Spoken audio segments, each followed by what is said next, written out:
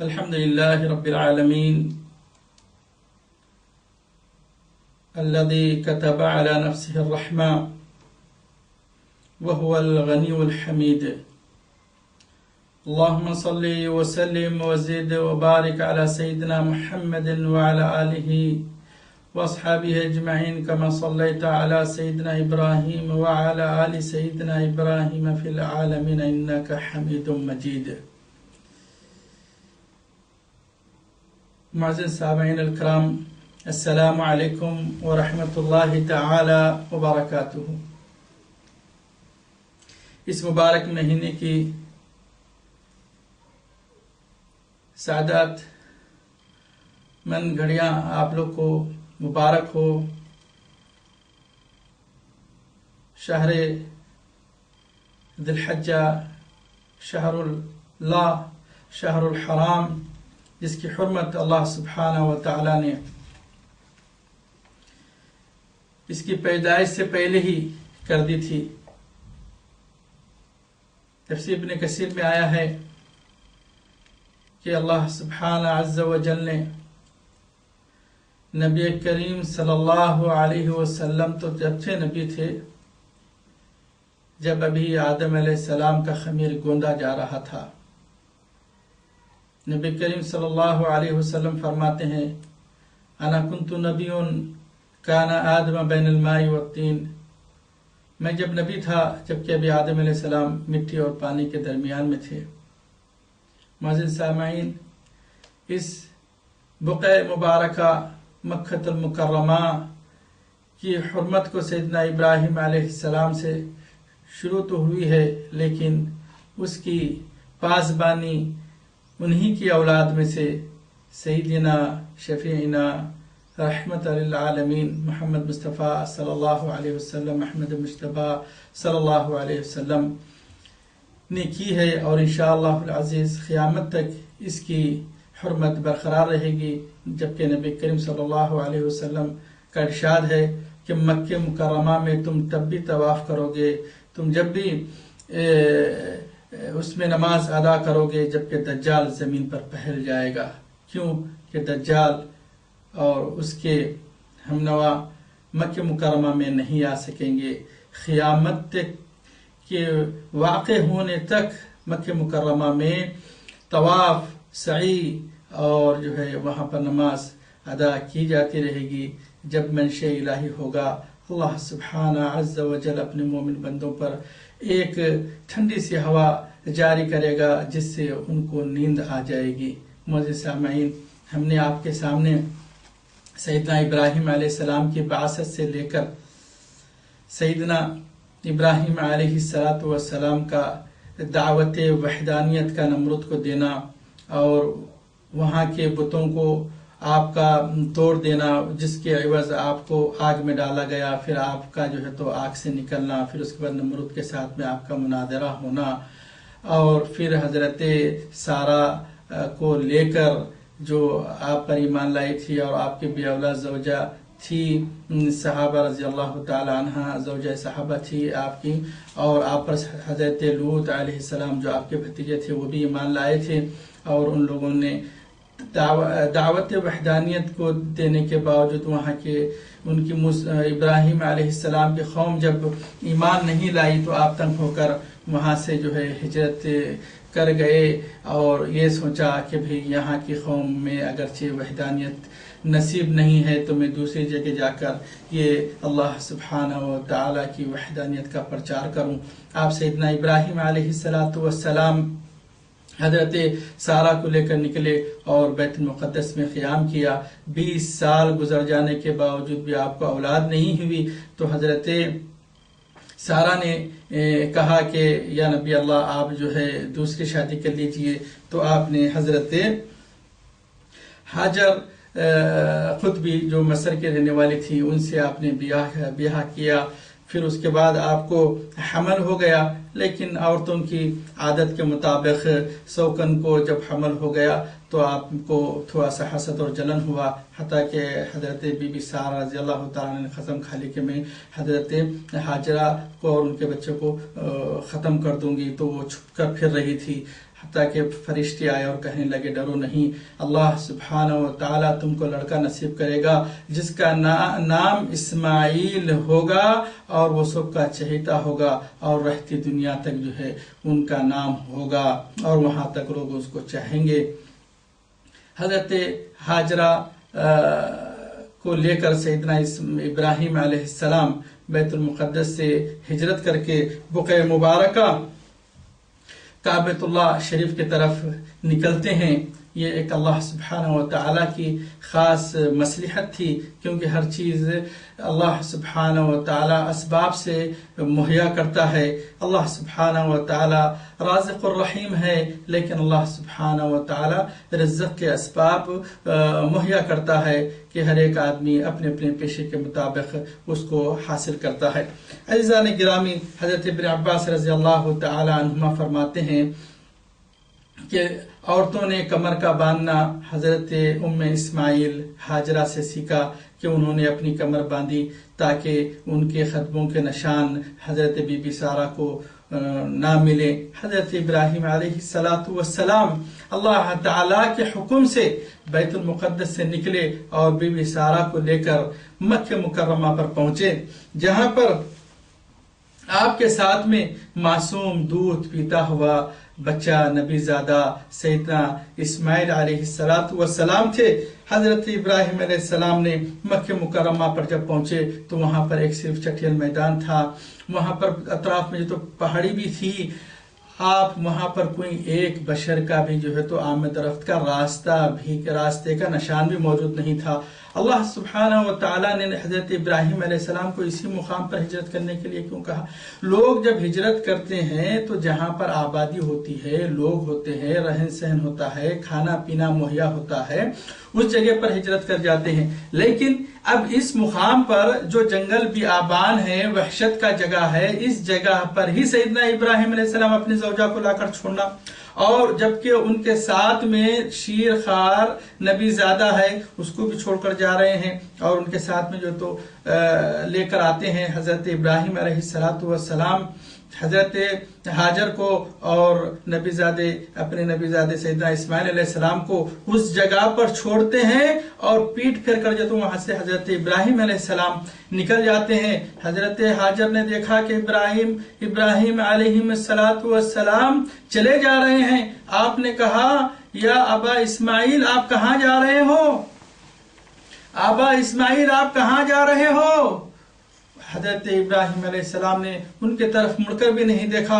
حضرت ہاجرہ چیخ رہی ہے، پکار رہی ہے، حضرت ابراہیم علیہ السلام سے کہہ رہی ہے کہ اے ابراہیم، آپ ہم کو اس جنگل کے مقام بیاباں پہ ایکتا و تنہا کس کے بھروسے پر چھوڑ جا رہے ہو، جہاں پر ہمارا کوئی مونس نہیں، جہاں پر کوئی ہمارا ہمدرد نہیں، آپ کہاں پر تشریف لے جا رہے ہو؟ لیکن حضرت ابراہیم علیہ السلام نے کوئی جواب نہیں دیا، ان کی طرف منہ موڑ کر بھی نہ دیکھا۔ بی بی ہاجرہ کے بار بار کہنے پر حضرت ابراہیم علیہ السلام نے التفات نہ کرتے باوجود بی بی ہاجرہ فرمانے لگی، یا نبی اللہ، کیا یہ آپ کو اللہ کا حکم ہے؟ یا خلیل اللہ، آپ ہمیں کسے سونپ کر جا رہے ہو؟ حضرت ابراہیم علیہ السلام نے کہا میں تم کو اللہ کو سونپ کر جا رہا ہوں۔ حضرت ہاجرہ فرماتی ہیں اللہ امرا کا، کیسا فرماتی ہیں؟ کیا اللہ نے تم کو یہ حکم دیا ہے کہ ہمیں یہاں پر چھوڑ کر چلے جاؤ؟ حضرت ابراہیم علیہ السلام نے کہا بے شک مجھ کو اللہ کا یہی حکم ہے کہ تم کو اور اسماعیل کو یہاں پر چھوڑ کر چلا جاؤں۔ یہ سن کر مائی صحابہ کو تسکینی ہو گئی۔ اللہ کے حکم کی بجا آواری کے لیے حضرت ہاجرہ کے دل کو اطمینان ہو گیا، فرمانے لگے پھر تو تشریف لے جائیے، وہ خدا ہم کو ضائع نہیں کرے گا۔ سنسان بیابان میں اس ہو کے عالم میں لاچار اور مجبور بیٹھی رہی حضرت ابراہیم علیہ السلام جب ثنیہ کے مقام پر پہنچے اور معلوم کر لیا کہ اب ہاجرہ پیچھے نہیں ہے اور وہاں سے ان کی نگاہیں کام بھی نہیں کر سکتی، تو بیت اللہ کی طرف منہ کر کے اللہ سبحانہ و تعالی سے متوجہ ہو کر ہاتھ اٹھا کر دعا کی اور کہا، سورہ ابراہیم میں ارشاد باری تعالی ہے، ربنا انی اسکنت من ذریتی بواد غیر ذی زرع عند بیتک المحرم،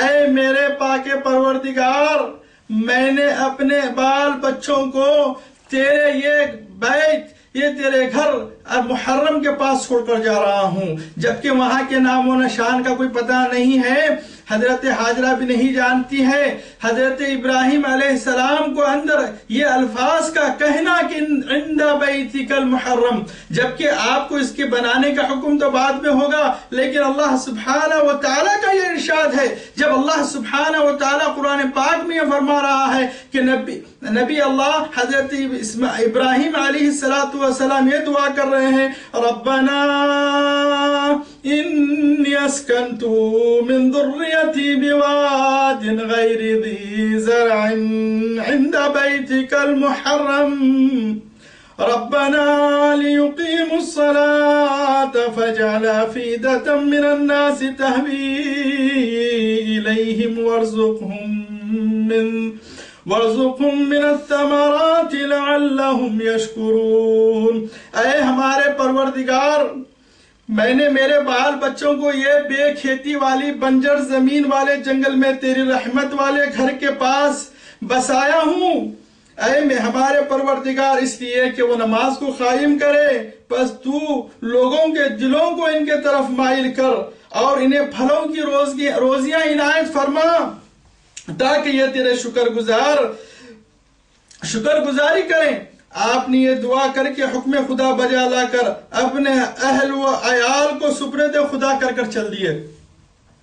ادھر مائی صحابہ صبر و شکر کے ساتھ بچے سے دل بہلانے لگی، وہ تھوڑا سے کھجور اور مشکزے میں تھوڑا سا پانی حضرت ابراہیم علیہ السلام نے چھوڑ گیا تھا، وہ پانی اور وہ کھجور ختم ہو گیا، اب کھانے کے لیے پاس کچھ بھی نہ رہا، پانی کا گونڈ بھی نہ رہا، بھوکی پیاسی اور بچہ بھی بھوکا پیاسا بیتاب ہو رہا ہے بھوک سے، یہاں تک کہ اس معصوم نبی زادے کے پھول سا چہرہ گم ہلانے لگا۔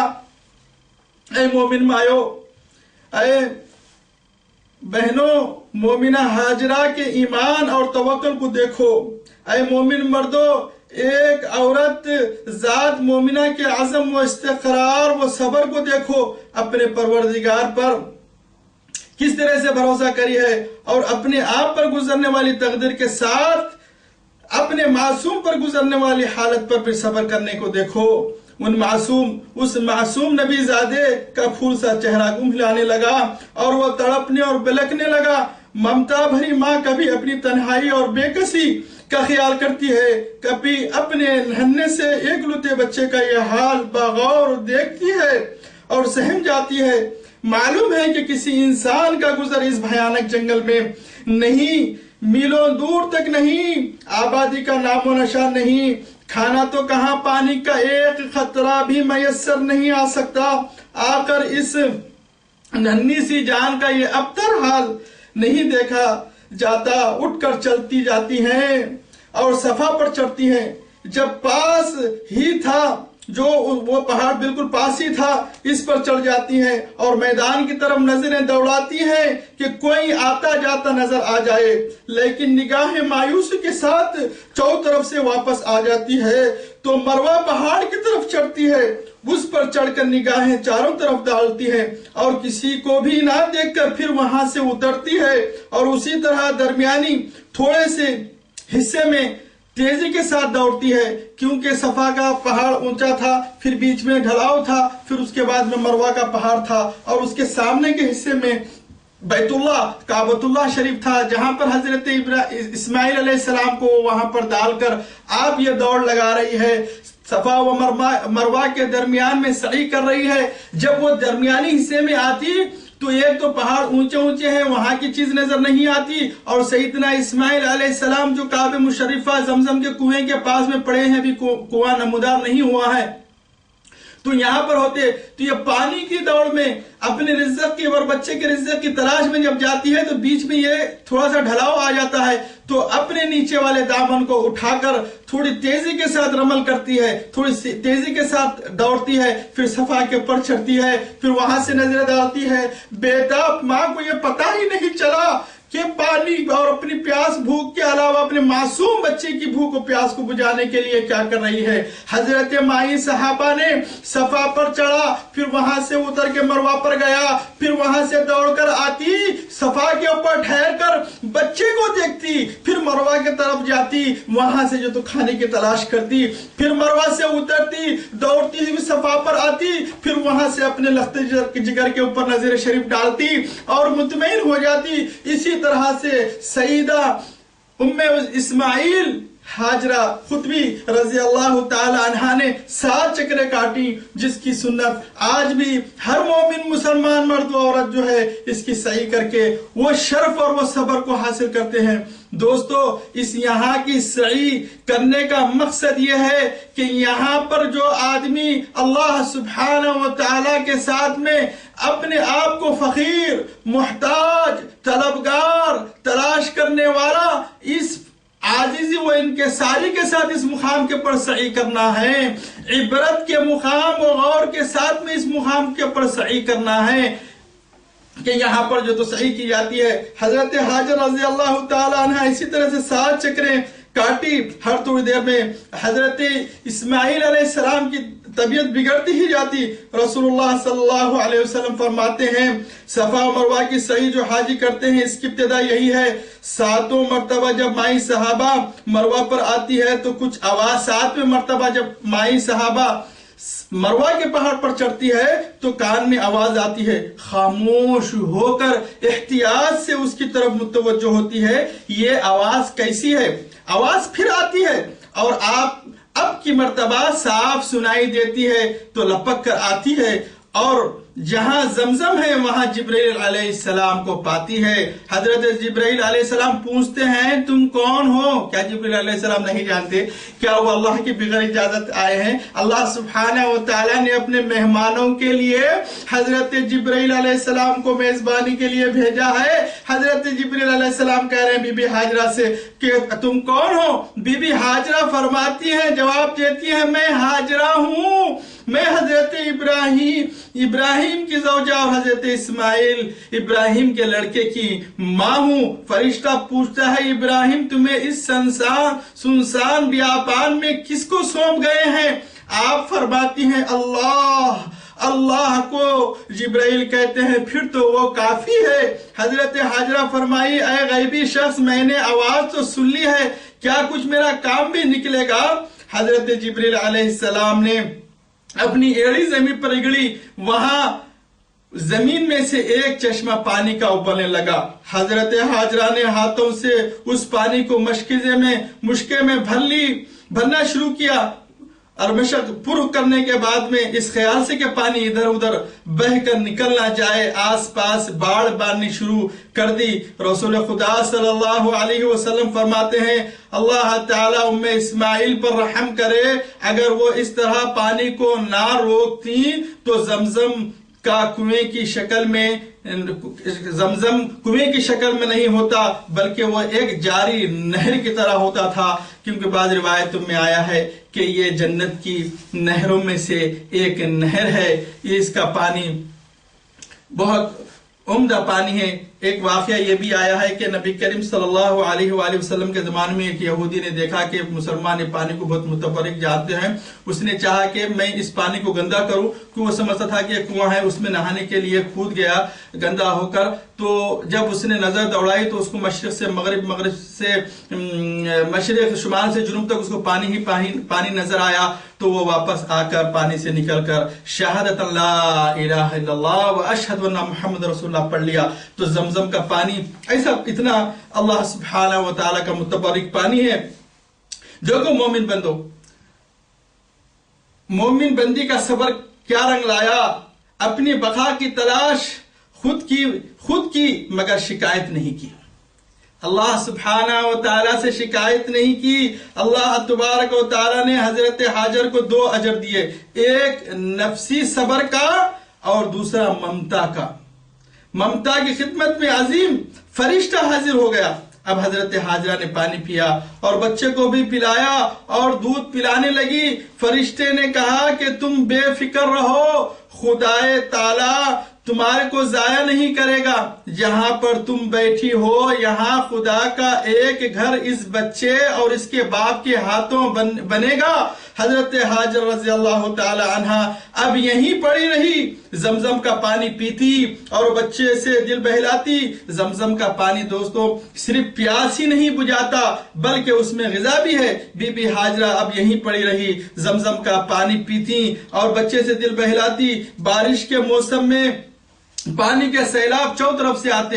اندازہ کیجئے جب یہاں پر روایت میں یہ آ رہا ہے کہ بارش کے موسم میں سیلاب آتے تھے اور یہ جگہ کچھ اونچی تھی، ادھر ادھر سے پانی گزر جاتا تھا، یہاں امن رہتا تھا. تو کتنے دن، کتنے مہینے، کتنے سال اللہ عالم بی بی حاجرہ نے صرف پانی پی کر اس نبی زادے کو لے کر وہاں پر گزارا. وہاں پر کوئی نہ تھا. کچھ عرصے مدت کے بعد میں ایک قافلہ جرہم قبیلے کا کدا کے راستے سے گزرا. وہاں پر ایک کدا تھا، وادی کا نام، وہاں سے گزرا. اتفاقاً وہاں سے گزر رہے تھے. وہ بھی ان کا راستہ نہیں ہے، حالانکہ قریب میں ہے لیکن وہ بھی ان کا راستہ نہیں ہے، لیکن وہ اتفاقاً اللہ سبحانہ و تعالیٰ نے ان کے راستے کو وہاں پر پھیر دیا اور وہ اس طرف میں آئے. جب تو ان کی نظر ایک آبی پرندے پر پڑی، یعنی پانی پینے والا پرندہ. بہت سارے پرندے جو ریگستانوں میں، صحراؤں میں جو پرندے ہوتے ہیں وہ پرندے پانی نہیں پیتے. جو آبادیوں میں اور تالاب وغیرہ، نہریں وغیرہ کے پاس کے جو پرندے ہوتے ہیں وہ پانی بھی پیتے ہیں، لیکن جو صحرائی پرندے ہوتے ہیں یا صحرا ریت کے اندر رہنے والے جو حشرات جانور ہوتے ہیں وہ پانی نہیں پیتے. تو یہ جرہم قبیلے کے لوگوں نے دیکھا کہ مکے کے قریب کچھ پہاڑی پر ایک آبی پرندہ نظر آیا. تو انہوں نے کہا کہ ہمارا گزر اکثر یہاں سے ہوا کرتا تھا، یہ تو سنسان بنجر علاقہ ہے، تو پھر یہاں پر یہ پرندہ کیسا آیا؟ تو ان لوگوں نے معلوم کرنے کے لیے، دیکھیں کتنی دور ہے وہ لوگ، معلوم کرنے کے لیے کچھ اپنے آدمیوں کو بھیجا کہ جاؤ دیکھو پتا کرو کہ کیا بات ہے. جب انہوں نے وہاں پر گیا تو دیکھا کہ وہاں پر حضرت بی بی حاجر اور آپ کے نبی زادے بیٹے حضرت اسماعیل علیہ السلام بھی ہیں اور پانی کا کنواں بھی ہے اور پانی بہت عمدہ ہے. تو واپس جا کر کہنے لگے کہ یہاں تو بہت بہترین اور بہت عمدہ اور اچھا پانی مہیا ہے، کیونکہ پانی جو زمین سے نکلتا ہے وہ کھارا ہوتا ہے، کبھی جو ہے اس کے اندر کی لذت بدلی بھی ہوتی ہے. بعض جگہ پر ہی پانی اچھا نکلتا ہے، لیکن دنیا کے تمام نہروں میں، تمام کنووں میں سب سے عمدہ، سب سے صحت یاب پانی جو ہے وہ زمزم کا ہی پانی ہے. نبی کریم صلی اللہ علیہ وسلم سے روایت ہے کہ زمزم کے اندر شفا ہے. اب دیکھیں اکثر یہ لوگ وہاں پر آئے اور آ کر جب یہ لوگ جا کر کہنے لگے کہ یہاں پر پانی ہے تو وہ قبیلے جرہم والے وہاں پر فوری لپک کر آئے اور آ کر دیکھا کہ یہاں پر پانی ہے. اکثر عرب قبائل جہاں پانی ہوتا تھا وہیں پر ہجرت کرتے تھے. عربوں کی یہ عادت ہے کہ جہاں پانی ہے وہاں پر وہ لوگ قیام پذیر ہو جاتے تھے. دنیا میں اکثر سفر کرنے والوں میں عرب قومیت ہے اور جہاں کہیں پر بھی ان کو پانی ملتا ہے تو وہاں پر رک جاتے ہیں. اب یہ لوگ آئے اور آ کر جو تو کہنے لگا کہ اب ہم یہاں پر قیام کرنا چاہتے ہیں اے حاجر یا ام اسماعیل. جب آپ نے پتہ کر لیا تو کہنے لگے کیا ہم یہاں پر پانی پی سکتے ہیں؟ تو دیکھیں ایک تنہا عورت سے یہ لوگ چاہے تو زبردستی بھی جو تو پانی پی سکتے تھے، زبردستی وہاں پر قبضہ کر کے بھی رہ سکتے تھے، لیکن یہ عرب کے اخلاق ہے. اللہ سبحانہ و تعالیٰ نے ایسے اچھے اخلاق والی قومیت کے اندر ہی نبی کریم صلی اللہ علیہ وسلم کو پیدا کیا. عرب کی یہی اخلاق تھے کہ وہ لوگ زبردستی پانی طلب کر سکتے تھے، زبردستی پانی پر قبضہ کر سکتے تھے، لیکن انہوں نے ایسا نہیں کیا بلکہ ان سے یہ کہا کہ ہم یہاں پر بسنا چاہتے ہیں. نبی کریم صلی اللہ علیہ وسلم فرماتے ہیں کہ حضرت حاجرہ خود ہی چاہتی تھی کہ کوئی نہ کوئی ان کا مونس ہو، کوئی ان کا جو تو ساتھی ہو، اسی لیے آپ نے ان کو اجازت دی اور ان سے یہ کہا کہ آپ لوگ یہاں پر رہنا چاہتے ہیں تو رہو، لیکن پانی پر قبضہ میرا رہے گا. حضرت حاجرہ رضی اللہ تعالیٰ نے کہا اور وہ قبیلہ یہیں پر پڑا رہا. اور حضرت اسماعیل علیہ السلام یہیں پر بڑے بھی ہو گئے اور ان سب سے ان کو بہت ہی پیار تھا، محبت ہو گئی، یہاں تک کہ جب حضرت اسماعیل علیہ السلام بالغ ہوئے تو انہی میں سے نکاح کیا اور انہی سے عربی زبان بھی سیکھی۔ مائی ہاجرہ رضی اللہ تعالی عنہ کا یہیں انتقال ہو گیا۔ جب حضرت ابراہیم علیہ السلام کو خدا تعالیٰ کی طرف سے اجازت ملی تو آپ اپنے لخت جگر سے ملنے کے لیے تشریف لائے۔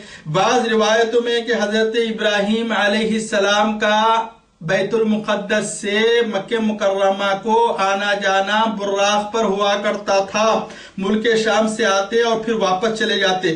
جب ایک مرتبہ حضرت ابراہیم علیہ السلام آئے تو حضرت اسماعیل علیہ السلام گھر پر نہیں تھے۔ آپ نے اپنی بہو سے پوچھا کہ وہ کہاں ہیں، تو جواب ملا کہ کھانے پینے کی تلاش میں شکار کو گئے ہیں۔ حضرت ابراہیم علیہ السلام نے ان کا حال دریافت کیا، اپنی بہو سے پوچھا تمہارا کیا حال ہے؟ کہنے لگی تنگی اور سختی ہے، ہمارے گھر میں کھانے کو کھانا نہیں ہے۔ آپ نے فرمایا اچھا، جب تمہارے خاوند آئیں تو انہیں سلام کہنا اور کہہ دینا کہ اپنے دروازے کی چوکھٹ بدل ڈالیں۔ حضرت ذبیح اللہ اسماعیل رضی اللہ علیہ السلام جب گھر کو واپس آئے، گویا آپ حضرت اسماعیل علیہ السلام کو انس معلوم ہوئی، پوچھنے لگے کیا کوئی صاحب تشریف لائے تھے؟ بی بی نے کہا ہاں، ایسی ایسی شکل و شباہت کے ایک عمر رسیدہ بزرگ آئے تھے۔ آپ کی نسبت پوچھا، میں نے کہا وہ شکار کی تلاش میں باہر گئے ہیں۔ پھر پوچھا کہ گزران کیسی چلتی ہے، تو میں نے کہا بڑی سختی اور تنگی سے گزر اوقات ہوتی ہے۔ حضرت اسماعیل علیہ السلام نے پوچھا کچھ مجھ سے کہنے کو بھی فرما گئے ہیں؟ بی بی نے کہا کہہ گئے ہیں کہ جب وہ آئے تو میرا سلام کہنا اور کہہ دینا کہ اپنے دروازے کی چوکھٹ بدل ڈالیں۔ حضرت اسماعیل علیہ السلام فرمانے لگے بیوی صاحبہ سنو، وہ میرے والد صاحب تھے اور جو فرما گئے ہیں اس کا مطلب یہ ہے کہ میں تم کو الگ کر دوں کیونکہ تم نے خدا کی ناشکری کی۔ جاؤ میں تمہیں طلاق دیتا ہوں۔ انہیں طلاق دے کر آپ نے اسی قبیلے میں سے اسماعیل علیہ السلام نے دوسرا نکاح کر لیا۔ حضرت ذبیح اللہ سے ملاقات، پھر اتفاقاً دوسری مرتبہ حضرت ابراہیم علیہ السلام کو باری تعالیٰ سے اجازت ملی تو آپ مکہ مکرمہ کو پھر تشریف لائے، اور اس مرتبہ بھی اتفاقاً حضرت اسماعیل علیہ السلام گھر پر نہیں تھے۔ بہو سے پوچھا تو جواب ملا کہ ہماری روزی کی تلاش میں شکار کو گئے ہیں، آپ تشریف لائیے، یعنی اے بزرگ آپ ہمارے گھر میں تشریف رکھیے، جو کچھ بھی ہمارے گھر میں ہے تناول کیجئے، کھائیے، اور بفضل تعالی ہمارے پاس جو کچھ بھی ہے اس کے اوپر آپ ہمارے ساتھ میں مل کر جو ہے کھائیے۔ حضرت ابراہیم علیہ السلام نے پوچھا یہ تو بتاؤ کہ تمہاری گزر بسر کیسی ہوتی ہے، کیا حال ہے؟ جواب ملا الحمدللہ ہم خیریت سے ہیں اور فضل خدا سے کشادگی اور راحت ہے، اللہ کا بڑا شکر ہے۔ دیکھیے کیوں کہ یہ نبی کی زوجہ تھی، نبی کی زوجہ کے پاس میں جو تو صبر و تحمل اور شکر گزاری ہونا واجب ضروری ہے۔ حضرت ابراہیم علیہ السلام جب دوسری بیوی حضرت اسماعیل علیہ السلام کی دوسری بیوی سے پوچھا تو وہ کیا کی؟ شکر ادا کی اور اپنا جو ہے حال جو ہے اللہ سبحانہ و تعالیٰ کی تعریف سے بیان کی۔ حضرت ابراہیم علیہ السلام نے کہا تمہاری خوراک کیا ہے بیٹا؟ کہا گوشت۔ پوچھا تم پیتے کیا ہو؟ جواب ملا پانی، کیونکہ وہاں پر اناج وغیرہ نہیں تھا۔ تو کیا کھاتے ہو، کیا پیتے ہو؟ تو بولے شکار کر کے گوشت آتا ہے، گوشت کھاتے ہیں اور پانی پیتے ہیں۔ آپ ابراہیم علیہ السلام نے دعا کی کہ پروردگار انہیں گوشت اور پانی میں برکت دے۔ رسول اللہ صلی اللہ علیہ وسلم فرماتے ہیں اگر اناج ان کے پاس ہوتا اور یہ کہتی تو حضرت خلیل اللہ علیہ السلام ان کے لیے اناج میں برکت کی دعا کرتے۔ اب اس دعا کی برکت سے اہل مکہ صرف گوشت اور پانی پر گزارا کر سکتے ہیں، اور لوگ نہیں کر سکتے۔ حضرت ابراہیم علیہ السلام نے فرمایا اچھا میں تو جا رہا ہوں، تم اپنے میاں کو سلام کہنا۔ آپ نے فرمایا ابراہیم علیہ السلام نے کہ جب تمہارے شوہر آئے تو ان سے سلام کہنا اور کہہ دینا کہ وہ اپنی چوکھٹ کو ثابت اور آباد رکھے۔ ابراہیم علیہ السلام جانے کے بعد میں حضرت اسماعیل علیہ السلام آئے، سارا واقعہ معلوم ہوا۔ آپ نے فرمایا یہ میرے والد مکرم تھے، مجھے حکم دے گئے ہیں کہ میں تمہیں الگ نہ کروں، تم شکر گزار ہو۔ پھر ایک مدت کے بعد حضرت ابراہیم علیہ السلام کو اللہ سبحانہ و تعالی سے اجازت ملی اور آپ تشریف لائے تو حضرت اسماعیل علیہ السلام کو زمزم کے پاس ایک ٹیلے پر تیر سیدھا کرتے ہوئے پایا۔ حضرت اسماعیل علیہ السلام باپ کو دیکھتے ہی کھڑے ہو گئے اور باادب ملے۔ جب باپ بیٹے مل لیے تو خلیل اللہ علیہ السلام نے فرمایا اے اسماعیل مجھے خدا کا حکم ہوا ہے۔ حضرت اسماعیل نے فرمایا ابا جان جو حکم ہوا ہو اس کی تعمیل کیجئے۔ کہا بیٹا تمہیں بھی میرا ساتھ دینا ہوگا۔ عرض کرنے لگے میں حاضر ہوں۔ کہا اس جگہ خدا کا ایک گھر بنانا ہے۔ جب حضرت ابراہیم علیہ السلام کو کعبہ بنانے کا حکم ہوا تو آپ گھبرا گئے تھے۔ اب آپ نے یہاں پر کعبۃ اللہ میں گھر بنانے کے لیے آئے ہیں اور حضرت اسماعیل علیہ السلام سے کہہ رہے ہیں کہ بیٹا اللہ کا مجھے حکم ہوا ہے کہ میں یہاں پر اللہ کا ایک گھر بناؤں، اور اللہ کا گھر بنانے کے حکم سے پہلے حضرت اسماعیل علیہ السلام گھبرا گئے تھے کہ میں اب یہ گھر بناؤں تو کس طرح سے بناؤں، کتنا بڑا بناؤں، کہاں تک بناؤں، اس کی جو تو آپ کو علم نہیں تھا۔ تو اللہ سبحانہ و تعالی حضرت علی رضی اللہ تعالی عنہ وارضہ سے روایت ہے کہ حضرت ابراہیم علیہ السلام کعبے کے قریب پہنچے تو آپ نے اپنے سر پر ایک بادل سا ملاحظہ فرمایا جس میں سے آواز آئی کہ اے ابراہیم جہاں جہاں تک اس بادل کا سایہ ہے وہاں وہاں تک کی زمین بیت اللہ میں لے لو، کمی زیادتی نہ ہو، جیسا کہ سورۃ الحج میں ارشاد باری تعالی ہے وَإِذْ بَوَّأْنَا لِإِبْرَاهِيمَ مَكَانَ الْبَيْتِ، ہم نے ابراہیم کو کعبے کی بنیاد پر کعبے کی تعمیر کرنے کی نشاندہی کی۔ حضرت کعب احبار رضی اللہ تعالیٰ فرماتے ہیں اب جہاں پر کعبہ ہے وہاں زمین کی پیدائش سے پہلے پانی پر بلبلوں کے ساتھ جھاگ سے تھے، یہیں سے زمین پھیلائی گئی ہے۔ دنیا کا جو کعبہ ہے اسی طرح اللہ سبحانہ و تعالیٰ نے ساتوں آسمان میں رہنے والی مخلوق کو اپنی عبادت کے لیے اور ساتوں زمین میں رہنے والی اپنی مخلوق کو بھی عبادت کرنے کے لیے زمینوں اور آسمانوں میں ہر ایک پر کعبہ بنایا ہے۔ جو 7ویں آسمان پر ہے اس کا نام بیت المعمور ہے۔ جب سے اللہ سبحانہ و تعالی نے اسے بنایا ہے اس میں ہر روز 70,000 فرشتے طواف کرتے ہیں۔ جس نے سب سے پہلے طواف کیا وہ قیامت تک اپنی باری کے انتظار میں ہے۔ 7ویں آسمان میں ساتوں آسمانوں میں طواف جاری ہے، ساتوں زمینوں میں طواف جاری ہے۔ حضرت آدم علیہ السلام جب جنت سے اتارے گئے حضرت آدم علیہ السلام کا قد آسمان تک لمبا تھا۔ زمین پر آنے کے بعد فرشتوں کی تسبیح وغیرہ سنا کرتے تھے۔ جب قد گھٹ گیا اور وہ پیاری آوازیں آنی بند ہو گئی تو گھبرانے لگے۔ حکم ہوا کہ تم مکے کی طرف جاؤ۔ حضرت آدم علیہ السلام چلے، جہاں جہاں پر آپ کا ختم مبارک پڑتا جاتا وہاں وہاں آبادی ہوتی جاتی۔ اللہ سبحانہ و تعالی نے مکے میں جنت سے ایک یاقوت اتارا تھا جو سب سے پہلے حضرت آدم علیہ السلام کے زمانے میں جو کعبہ وہاں پر بنا تھا۔ جب حضرت آدم علیہ السلام آگے طواف کر رہے ہیں تو وہ پورے کا پورا کعبہ ایک یاقوت کا تھا، ایک یاقوت کا کعبہ تھا، جس کے لیے اللہ سبحانہ وتعالی نے حضرت آدم علیہ السلام وہاں پر آئے اور وہ اس کا جو ہے تو طواف کے بیت اللہ کی جگہ پر رکھا ہوا تھا اور اسے اپنا گھر قرار دیا تھا رب العالمین۔ حضرت آدم علیہ السلام یہاں طواف کرنے لگے اور مانوس ہو گئے اور گھبراہٹ جاتی رہی۔ حضرت نوح علیہ السلام کے طوفان کے زمانے میں یہ پھر اٹھ گیا۔ جو یاقوت پورا سالٹ یاقوت کا جو کعبہ آسمان سے اترا تھا وہ حضرت نوح علیہ السلام کے زمانے میں وہاں سے اٹھ گیا۔ لیکن اس کے اثر اور اس کی بنیادیں موجود ہی رہی۔ روایتوں میں ہے کہ 7 زمینوں میں 7 کعبے ہیں، لیکن یہ کعبے کی بنیاد 7 زمینوں تک نیچے تک گہری کی گہری ہے۔ حضرت نوح علیہ السلام کی کشتی جب طوفان میں تھی، 5 مہینے تک پانی پر تیر رہی تھی، تو وہ کشتی کعبۃ اللہ شریف کا طواف کر رہی تھی اللہ سبحانہ و تعالیٰ کی نظروں کے سامنے۔ تو کعبۃ اللہ کی بنیادوں کا اثر پہلے سے ہی موجود ہے، جیسا کہ حضرت نوح علیہ السلام سے بھی ہم کو روایت ملتی ہے۔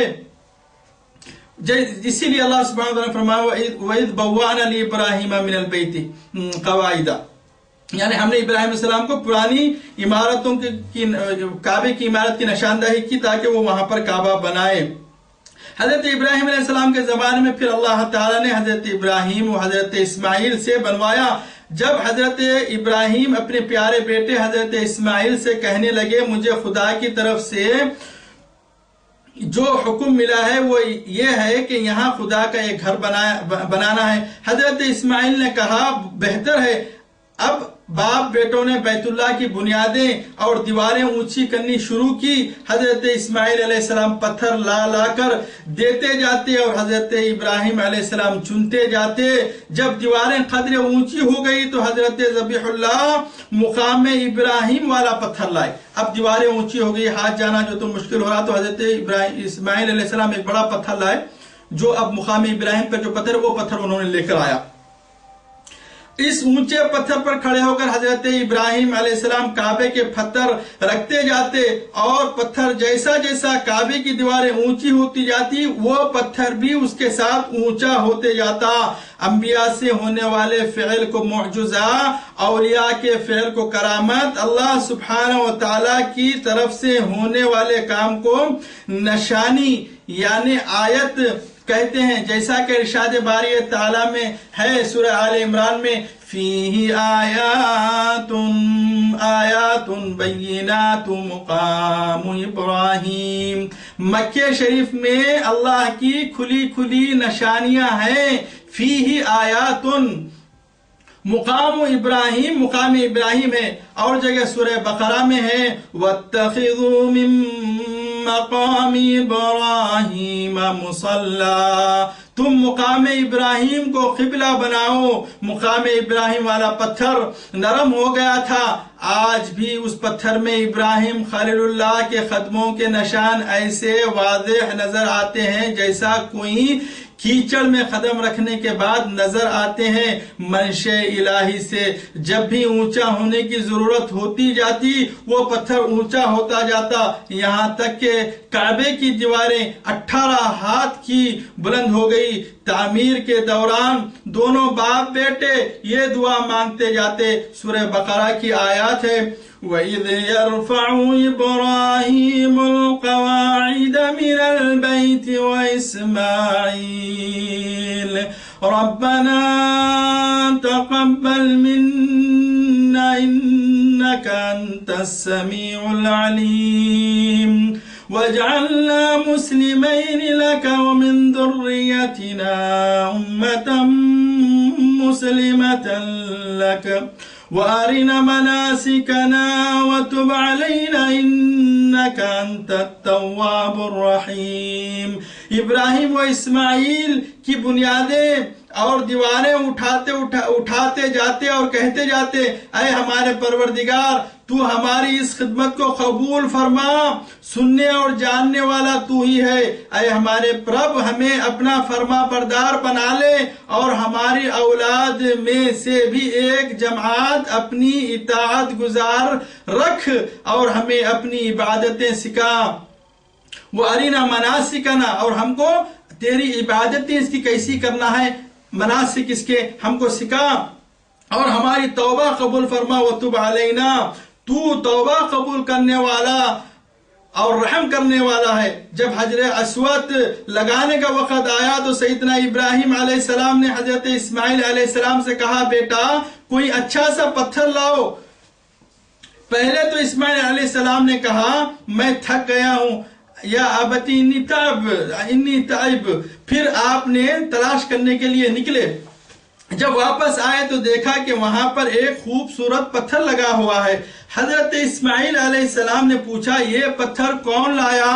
آپ خلیل اللہ نے فرمایا اس نے لایا جو تم سے زیادہ چست اور تیز ہے۔ کہنے لگے یہ کس نے لایا؟ ابراہیم علیہ السلام نے کہا من ہوا انشط منکا، یعنی جو تجھ سے زیادہ تیز ہے۔ حجر اسود حضرت جبرائیل علیہ السلام نے ہندوستان سے لایا تھا۔ اس وقت وہ سفید اور چمکدار یاقوت تھا جو حضرت آدم علیہ السلام کے ساتھ جنت سے اترا تھا، پھر لوگوں کے خطا کار ہاتھوں سے اس کا رنگ سیاہ ہو گیا، جیسا کہ ارشاد باری تعالیٰ میں ہے سورہ آل عمران میں ان اول بیت وضع للناس للذی ببکۃ مبارکا وہدی للعالمین فیہ آیات بینات مقام ابراہیم ومن دخلہ کان آمنا وللہ علی الناس حج البیت من استطاع الیہ سبیلا ومن کفر فإن اللہ غنی عن العالمین۔ خدا کا سب سے پہلا گھر جو لوگوں کے لیے مقرر کیا گیا ہے، انسانوں کے لیے مقرر کیا گیا ہے، جو مکہ شریف میں ہے، جو تمام دنیا کے لیے برکت اور ہدایت والا ہے، جس میں کھلی کھلی نشانیاں ہیں، مقام ابراہیم ہے، اس میں جو داخل ہوا وہ امن والا ہے۔ اللہ تعالیٰ نے ان لوگوں پر حج فرض کیا ہے جو استطاعت رکھتے ہیں، اور جو استطاعت کے باوجود حج نہ کریں وہ کفر ہے۔ وَمَنْ كَفَرَ فَإِنَّ اللَّهَ غَنِيٌّ عَنِ الْعَالَمِينَ، یعنی حج البیت من استطاع الیہ سبیلا، حج بیت اللہ کرنا کس کے پر فرض ہے؟ جو صاحب استطاعت ہے۔ اور نبی کریم صلی اللہ علیہ وسلم فرماتے ہیں بخاری مسلم شریف کی روایت میں جس کے پاس حج کرنے کے لیے صحت بھی ہو، مال بھی ہو، طاقت بھی ہو، اس کے باوجود وہ حج نہیں کرتا تو مجھ کو ایسے شخص کی پرواہ نہیں ہے کہ چاہے وہ یہودی ہو کے مرے یا نصرانی ہو کر مرے۔ تو حج بیت اللہ کے لیے نہیں کرنا استطاعت رکھتے باوجود کیا ہے؟ کفر ہے۔ ایسے شخص سے بالکل اور تمام دنیا سے بے پرواہ کون ہے؟ ان اللہ غنی حمید، اللہ سبحانہ وتعالی بے پرواہ ہے۔ سب سے پہلے بننے والا خدا کا یہ گھر عبادت کے لیے، حج و عمرہ، قربانی، طواف، نماز، اعتکاف کے لیے ہے۔ افسوس ہے ان پر جو ملت حنفاء یعنی سوائے ایک اللہ کے کسی اور کی عبادت نہیں کرنے کا دعویٰ کرنے والے اس گھر کا احترام نہیں کرتے، اللہ کے اس گھر کا حج استطاعت کے باوجود نہیں کرتے، کرنے کے لیے نہیں آتے۔ رب هب لي من الصالحين فبشرناه بغلام حليم۔ حضرت ابراہیم علیہ السلام نے اسماعیل علیہ السلام کے پیدا ہونے سے پہلے دعا کی تھی کہ ربی هب لي من الصالحين فبشرناه بغلام حلیم۔ اللہ سبحانہ وتعالی سے جب دعا کیے تھے تو نیک اولاد مجھے فرما بردار نصیب عطا فرما، تو اللہ سبحانہ وتعالی نے آپ کو ایک نیک بخت اولاد نصیب عطا فرمائی تھی۔ فبشرناہ بغلام حلیم، اللہ سبحانہ وتعالی فرماتے ہیں ہم نے اسے ایک نیک بخت بچے کی بشارت دی۔ سیدنا ابراہیم علیہ السلام کی عمر جب 86 سال کی ہوئی تو سیدنا اسماعیل علیہ السلام پیدا ہوئے۔ فلما بلغ معه سعى قال يا بني إني أرى في المنام أني أذبحك فانظر ماذا ترى۔ پھر جب وہ بچہ اتنی عمر کو پہنچ گیا کہ آپ کے ساتھ چلنے پھرنے لگا، یعنی سیدنا اسماعیل علیہ السلام بھی عاقل اور بالغ ہو گئے۔ سیدنا ابراہیم علیہ السلام بیت المقدس میں رہتے تھے اور سیدنا اسماعیل علیہ السلام مکہ مکرمہ میں۔ سیدنا ابراہیم علیہ السلام کا آنا جانا براق پر ہوتا تھا۔ اللہ سبحانہ وتعالی نے سیدنا ابراہیم علیہ السلام کو مدتوں و مناجتوں کے بعد میں جو چیز جو اولاد نوازا تھا اس کو قربان کرنے کا حکم دے کر امتحان اور آزمائش کی زبردست کڑی میں ڈال دیا ہے۔ خلیل اللہ کا ایمان، اپنے رب کی پہچان، اس کے حکم کی تعمیل میں کبھی کوئی قسم کی آپ کوتاہی نہیں کرتے تھے، اور جو نیک بخت بچہ اللہ کے نوازا ہوا تھا وہ بھی تو نبی زیادہ تھا، اسی لیے آپ نے ان سے اپنا خواب سنایا۔ حضرت ابراہیم علیہ السلام نے خواب دیکھا، اور وہ خواب کی اللہ سبحانہ و تعالیٰ نے ابراہیم علیہ السلام سے امتحان میں جو تو ڈالنے کے لیے کہہ رہا ہے۔ جب بچہ 86 سال کی عمر میں بچہ نوازنے کے بعد میں اللہ سبحانہ و تعالیٰ کہہ رہا ہے کہ ان کو اب قربان کرو، تو نبی اللہ حضرت ابراہیم علیہ السلام مکہ مکرمہ آ کر حضرت اسماعیل علیہ السلام سے کہتے ہیں، اے میرے فرزند، اے میرے بیٹے، اے میرے نبی زادے، میں خواب میں دیکھ رہا ہوں کہ میں تم کو ذبح کر رہا ہوں، اللہ کا مجھے حکم ہو رہا ہے۔ تو آ کر کیا کہہ رہے ہیں، دیکھیے سبحان اللہ، کہ کہتے ہیں اپنے فرزند سے کہ میں خواب میں دیکھ رہا ہوں کہ میں آپ کو جو تو قربان کر رہا ہوں، اللہ کی راہ میں قربان کر رہا ہوں، جو نیک بخت بچہ اللہ کے نوازا ہوا تھا اور اتنی عمر میں نوازا ہوا تھا، اللہ سبحانہ وتعالیٰ ان سے امتحان لے رہا ہے۔ اسی لیے آپ نے یہ نیک بخت نبی زادے کو اپنا خواب سنا رہے ہیں۔ انبیاء علیہ السلام کا خواب وحی ہوتا ہے۔ قال يا بني إني أرى في المنام أني أذبحك فانظر ماذا ترى۔ کہنے لگے، اے میرے پیارے نیک بخت بیٹے، مجھے خواب میں دکھایا جا رہا ہے کہ میں تم کو اللہ کے نام پر قربان کر رہا ہوں۔ عابدہ عابدہ سلام علیک، زاہدہ زاہدہ سلام علیک، مجاہدہ مجاہدہ سلام علیک، اے خلیل خدا سلام علیک، اے ذبیح اللہ سلام علیک، اے اجداد مصطفیٰ سلام علیک، اے ائمۃ الحنفاء سلام علیک، تم سے خلیفۃ الانبیاء سلام علیک، اے قریب و مجیب بجاہہم، ظاہر کر ان پر کہنا سلام علیک۔ دوستو، انبیاء، مومنوں، انبیاء کے اوپر کیسے امتحانات میں اللہ سبحانہ و تعالیٰ نے نوازا ہے۔ حضرت ابراہیم علیہ السلام کو حکم ہو رہا ہے کہ اپنے لختے جگر کو کاٹو اور ذبح کرو، قربان کر دو۔ حضرت ابراہیم علیہ السلام آ کر کہہ رہے ہیں اپنے فرزند نبی زادے اسماعیل علیہ السلام سے، اے میرے پیارے نیک بخت بیٹے، مجھے خواب میں دکھایا جا رہا ہے کہ میں تم کو ذبح کروں۔ آپ کیا فرماتے ہیں؟ حضرت اسماعیل علیہ السلام کہتے ہیں، قال یا ابت افعل ما تؤمر ستجدونی ان شاء اللہ من الصابرین۔ نیک بخت بیٹے نے جواب دیا، اے نبی اللہ، اے ابا جان، خالق کون و مکان، رب السماوات والارض کے حکم کی تعمیل فوری کیجئے، انشاءاللہ تعالی۔ اے نبی اللہ، آپ مجھ کو صبر کرنے والوں میں پائیں گے۔ نبی ابن نبی تھے، کہنے لگے، ابا جان پھر دیر کیوں لگا رہے ہو؟ یہ باتیں بھی پوچھنے کی ہوتی ہیں، جو حکم ہوا ہے اسے فوری کر ڈالیے، اور اگر میری طرف سے کچھ کھٹکا ہو تو زبانی اطمینان کر لیجئے، چھری رکھیے، معلوم ہو جائے گا کہ میں کیسا صبر کرنے والا ہوں۔ انشاءاللہ آپ کے دل کو میں خوش کر دوں گا۔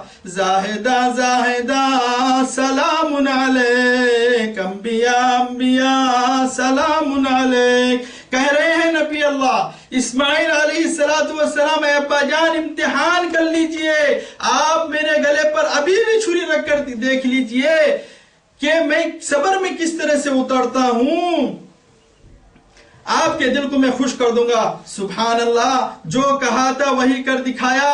آخر باپ بیٹے دونوں حکم خدا کی اطاعت کے لیے جان بکف تیار ہو گئے، باپ بیٹے کو ذبح کرنے کے لیے، اور بچہ راہ خدا میں اپنے باپ کے ہاتھوں اپنا گلا کٹوانے کے لیے تیار ہو جاتا ہے، اور باپ اپنے نور چشم لختے جگر کو منہ کے بل زمین پر گراتے ہیں تاکہ ذبح کرتے وقت منہ دیکھ کر محبت نہ آ جائے اور ہاتھ سست نہ ہو جائے۔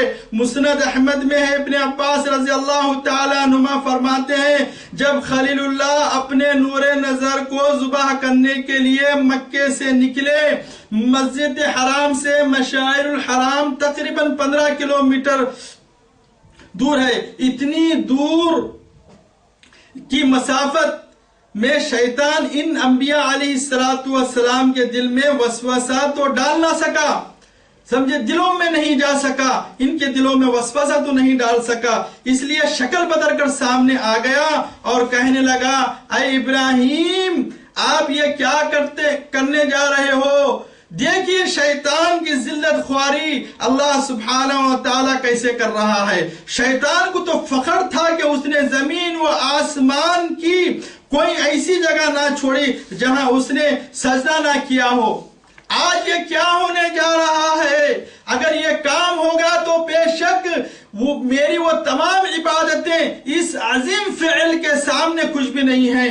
اللہ اللہ، بے شک انسان کے اشرف المخلوقات ہونے میں کوئی شک نہیں۔ سیدنا ابراہیم علیہ السلام کو بہکانے میں ناکام ہو گیا تو حضرت ابراہیم علیہ السلام وہاں سے آگے بڑھ گئے۔ حضرت ابراہیم علیہ السلام جمرہ صغرا کے پاس اس کو 7 کنکریاں ماری، اس سے آگے نکل گئے۔ حضرت جبرائیل علیہ السلام بھی آپ کے ساتھ میں تھے۔ جمرہ عقبہ کے پاس پہنچا تو پھر شیطان سامنے آیا اور اس وقت بھی سیدنا ابراہیم علیہ السلام نے 7 کنکریاں ماری۔ پھر جمرہ وسطیٰ کے پاس آیا، پھر وہاں ابراہیم علیہ السلام نے 7 کنکریاں ماری، پھر آگے بڑھ کر اپنے پیارے بچے کو خدائے تعالیٰ کے نام پر ذبح کرنے کے لیے لٹا دیا۔ فَلَمَّا أَسْلَمَ وَتَلَّهُ لِلْجَبِينِ، غرض دونوں نے تسلیم کر لیا اور باپ نے بیٹے کو پیشانی کے بل گرا دیا۔ ذبیح اللہ کے جسم پر اس وقت ایک سفید چادر تھی۔ کہنے لگے ابا جان اسے اتار لیجئے تاکہ اس میں آپ مجھے کفنا سکے۔ اس وقت بیٹے کو ننگا کرتے ہوئے باپ کا عجب حال تھا۔ ابراہیم علیہ السلام جب ذبیح اللہ کی گردن پر چھری پھیرتے تھے اس وقت ذبیح اللہ کی گردن تانبے کی ہو گئی تھی اور نہ کٹی اور آواز آئی وَنَادَيْنَاهُ أَنْ يَا إِبْرَاهِيمُ قَدْ صَدَّقْتَ الرُّؤْيَا إِنَّ كَذَلِكَ نُجْزِي الْمُحْسِنِينَ۔ اللہ تعالیٰ نے فرمایا، اللہ تعالیٰ فرماتا ہے ہم نے آواز دی کہ ابراہیم یقیناً تو نے اپنے خواب کو سچا کر دکھایا، ہم نیکی کرنے والوں کو اسی طرح جزا دیتے ہیں۔ إِنَّ هَذَا لَهُوَ الْبَلَاءُ الْمُبِينُ، در حقیقت یہ بہت بڑا اور کھلا امتحان تھا۔ إِنَّ كَذَلِكَ نَجْزِي الْمُحْسِنِينَ، اسی طرح نیک کاروں کو بدلہ دیتے ہیں، یعنی سختیوں سے نجات دیتے ہیں اور ان کو بلاؤں سے چھٹکارا دیتے ہیں۔ جیسے فرمان الہی تعالیٰ ہے، اللہ تعالیٰ سے ڈرتے رہنے والوں کے لیے اللہ سبحانہ و تعالیٰ چھٹکارے کی صورت نکال ہی دیتا ہے اور اسے اس طرح روزیاں مہیا کرتا ہے کہ اس کے گمان اور وہم میں بھی نہ ہو۔ وَفَدَيْنَاهُ بِذَبْحٍ عَظِيمٍ، اور ہم نے ایک بڑا ذبیحہ اس کے فدیے میں دے دیا۔ حضرت ابراہیم علیہ السلام کے پاس ایک عمدہ بکرا اللہ نے آسمان سے اتارا اور وہ بکرا آسمان سے آواز دیتا ہوا اترا۔ خلیل اللہ نے اللہ اکبر کی صدائیں بلند کی، حمد و شکر بجا لایا۔ وَتَرَكْنَا عَلَيْهِ فِي الْآخِرِينَ، اور ہم نے ان کا ذکر خیر قیامت تک باقی رکھا ہے۔ سلام علی ابراہیم، سلام ہو ابراہیم علیہ السلام پر، کذالک نجزی المحسنین، اسی طرح نیک کاروں کو بدلہ دیتے ہیں، انہ من عبادنا المؤمنین، بے شک وہ ہمارے ایماندار بندوں میں سے ہے۔ عزیز سامعین الکرام، وترکنا علیہ فی الآخرین، اور ہم نے ان کا ذکر خیر قیامت تک باقی رکھا ہے۔ ذو الحجہ کا مہینہ حرمت والا ہے، اللہ کا مہینہ ہے، اس کی ابتدائی 10 راتیں کی اللہ سبحانہ وتعالی قسم کھاتا ہے۔ ارشاد باری تعالی ہے، بسم اللہ الرحمن الرحیم، والفجر ولیال عشر والشفع والوتر، بقر عید کے دن کی صبح اور پورے ذی الحجہ کی 10 راتیں، چنانچہ صحیح بخاری میں ہے کہ کوئی عبادت ان 10 دنوں کی عبادت سے افضل نہیں۔ صحابہ نے عرض کیا، اللہ کی راہ میں جہاد کرنا بھی، فرمایا یہ بھی باجوز اس مجاہد کے عمل کے جس نے اپنا مال و جان خدا کی راہ میں کھپا دیا۔ ایک روایت میں ہے کہ کسی دن کا عمل اس کے اللہ کے نزدیک ان 10 دنوں سے بڑا اور پیارا نہیں، پس تم ان 10 دنوں میں لا الہ الا اللہ اور اللہ اکبر اور الحمدللہ بکثرت پڑھا کرو۔ ابو داؤد میں حضور اکرم صلی اللہ علیہ وسلم کا ارشاد ہے، ان دنوں میں آپ کثرت سے روزے رہا کرتے تھے۔ بخاری میں ہے، حضور اکرم صلی اللہ علیہ وسلم نے فرمایا، عرفے کے دن کے روزے سے گزرے ہوئے سال کے اور آنے والے سال کے گناہ معاف ہو جاتے ہیں۔ ایک دن کے عرفے کے 9 تاریخ کے روزے سے گزشتہ سال کے بھی گناہ معاف ہو جاتے ہیں اور آنے والے سال کے گناہ بھی معاف ہو جاتے ہیں۔ حضور اکرم صلی اللہ علیہ وسلم فرماتے ہیں، بقر عید کے دن انسان کا کوئی عمل اللہ کے نزدیک قربانی سے زیادہ پسندیدہ نہیں۔ یہ جانور قیامت کے دن اپنی سینگوں، کھروں اور بالوں سمیت قربانی کرنے والے کی نیکیوں میں پیش کیے جائیں گے۔ یاد رکھو، قربانی کے خون کا خطرہ زمین پر گرنے سے پہلے ہی اللہ سبحانہ و تعالی اسے قبول کر لیتا ہے۔ امام احمد، امام ترمذی، امام ابو داؤد میں ہے، نبی اکرم سید المرسلین خاتم النبیین رحمت للعالمین ہر سال 2 بکرے قربانی کرتے تھے، ایک اپنے اور اپنے گھر والوں کی طرف سے، ایک اپنی امت کی طرف سے۔ وہ مومن جو غریب اور محتاج ہے، قربانی نہیں کر سکتے، ان کی طرف سے آپ یہ کیا کرتے تھے؟ قبلہ رخ کر کے آپ بکرے کو لٹاتے اور اس پر پڑھتے تھے، انی وجہت وجہی للذی فطر السماوات والارض حنیفا مسلما وما انا من المشرکین، ان الصلاة ونسکی ومحیای ومماتی للہ رب العالمین لا شریک له وبذلک امرت وانا من المسلمین، اللہم هذا منک ولک عن محمد و امته بسم اللہ اللہ اکبر۔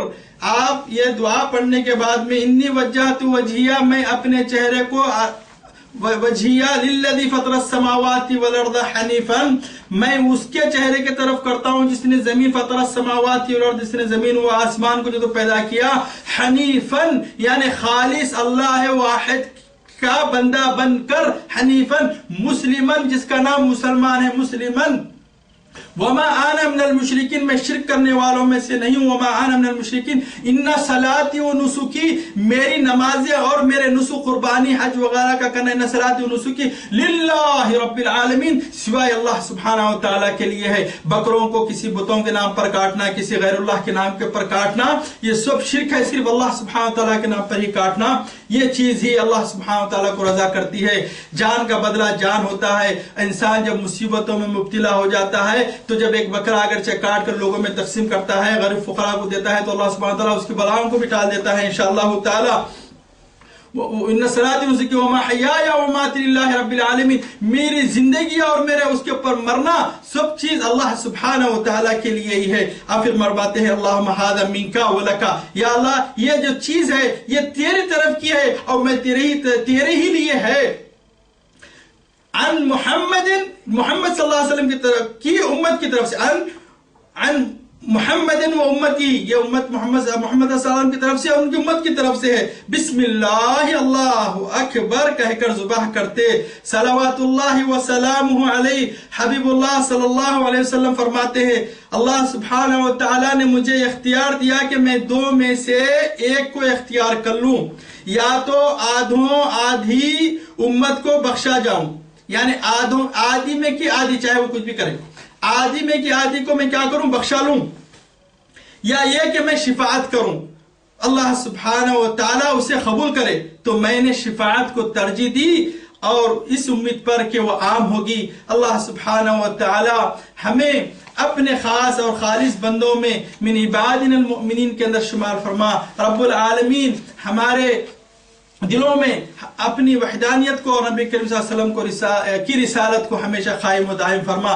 یا رب العالمین ہمیں ہمارے بزرگوں کی نقش قدم پر چلنے کی توفیق عطا فرما. یا اللہ ہمارے خطاؤں کو درگزر فرما، ہمارے گناہوں کو معاف فرما، ہمارے مرحوموں کی مغفرت فرما. یا رب العالمین ہمیں روز محشر نبی اکرم سید المرسلین خاتم النبیین رحمت للعالمین کی شفاعت نصیب عطا فرما. وآخر الدعوانا ان الحمدللہ رب العالمین. عید اضحیٰ تمام مومن مرد و مسلمان دوست و احباب بزرگ مائیں و بہنوں تم تمام کو عید اضحیٰ بہت بہت مبارک ہو. خدا حافظ. انشاءاللہ تعالی اللہ سبحانہ و تعالی تم سب کو صحت و عافیت کے ساتھ اگلے سال بھی عید منانا اور قربانی کرنے کی توفیق عنایت عطا فرمائے. وصلی اللہ تعالی علی سیدنا نبینا مولانا محمد وعلی آلہ وصحبہ اجمعین. الفاتحہ.